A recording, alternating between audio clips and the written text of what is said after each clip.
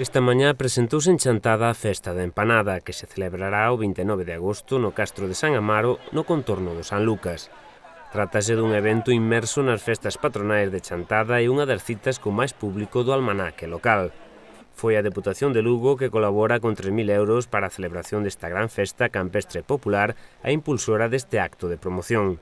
Na rolda de prensa ás portas do auditorio estivo a deputada provincial da Área de Cultura e Turismo Pilar García Porto, o edil de Cultura Manuel Diéguez e a concelleira do PSOE Raquel López. O certo é que dende a Deputación Provincial estamos encantados de poder facer a presentación aquí en Chantada, de poder facela ademais da man do Concello de Chantada a través desa aportación que levamos a cabo a través do Plan Único cunha inversión de 3.000 euros para esta celebración e convertíndonos así no principal promotor da actividade.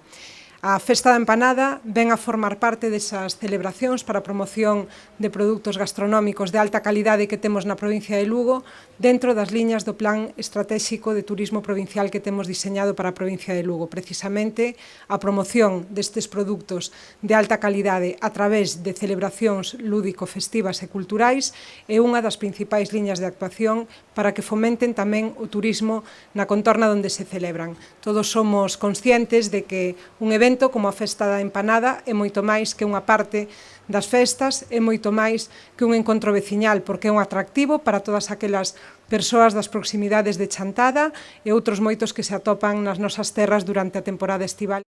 Agradecerlle á Diputación esta axuda. Bueno, este ano meteuse dentro dun plan novo da Diputación, é unha axuda que se leva dando independente desde fai xa moitos anos. Pero, bueno, insisto, igual que a última vez que estiven aquí, pois agradecer o compromiso que ten a Diputación co Concello de Chantada, agradecerlle tamén a presencia da miña compañeira de corporación, Raquel, por asistir a este acto. E aparte de todo o que sea a festa, eu si me gustaría recordar, aproveito este momento, para pedirlle á xente moita moderación a hora despois de coller o seu vehículo e sobre todo que a organización tamén pon buses para subir e para baixar, é dicir, e en aumento se vai nesta cantidade, entonces a xente non ten por que utilizar o seu vehículo, pode coller os autobuses na Praza de Santa Ana e logo para regresar a certas horas, xa, sin ser pola noite, intentaremos arrematala sobre as 20 horas da tarde e na Praza de Cantos Gamiños está céntrica tamén e ali deixarán a xente.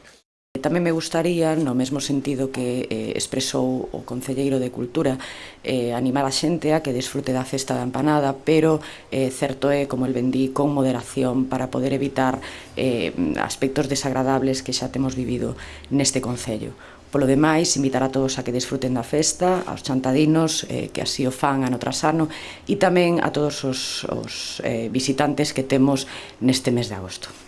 Haberá charangas como os barrios Garrafón.com e os festicultores, que non deixarán estas reunións sen ritmo. O concelleiro de Cultura lembrou algúns aspectos da tradición deste encontro popular tan importante para o pobo. Eu como carroceiro vivín a Festa da Empanada hai moitos anos. O grupo que íbamos no carro, pois nos xuntábamos, bueno, últimamente está sendo aquí no San Lucas, pero foi antes en Merlán e en outros sitios. Entón, pois aí non había mesas, non había estas magníficas cualidades que hai agora na Festa da Empanada, nin había pulpeiro, nin había churrasco, isto foi aumentando, pero tamén con respecto a xente tamén foi aumentando. Era tirar unha manta no só e comer empanada. Eso era o que recordo eu. Agora isto cambiou moito, supoño que bueno, ahora hai de todo, hai empanada tamén, por suposto, pero hai de todo tipo de comida, e grandes postres e bebida, por suposto, viño da Ribeira Sacra.